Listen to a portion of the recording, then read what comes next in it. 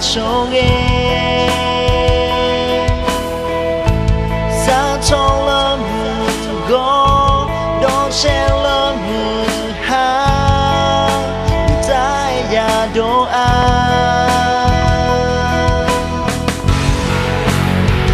con nè sao ý sĩ thọ bờ trơ cho thọ mi thọ gỡ tờ đi ở ta khen lỡ giờ gỡ si bờ trơ chen lo so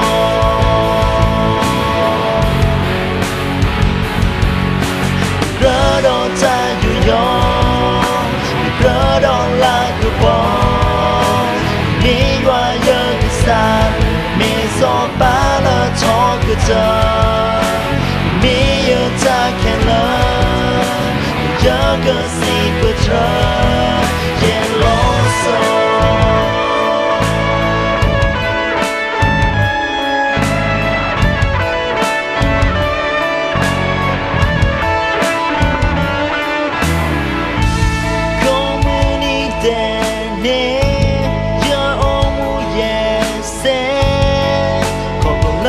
ta cho nghe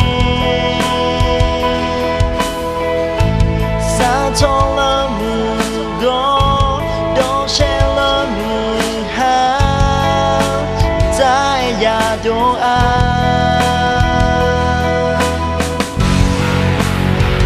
không nè sao ý sĩ thọ bờ trơ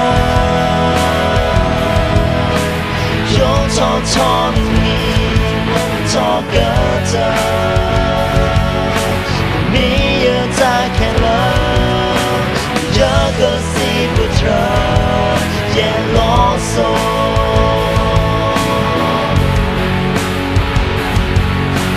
rỡ đo ta dù gió rỡ đo là cứ bỏ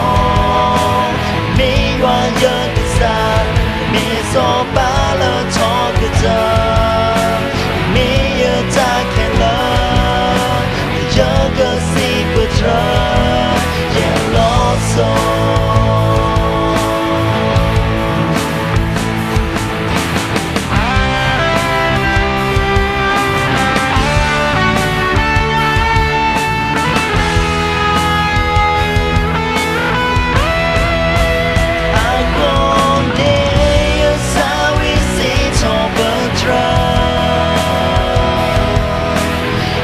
thọ thọ mi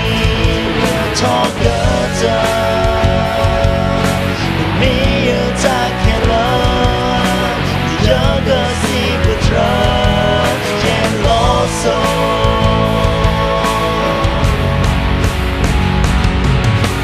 rỡ đo ta dù gió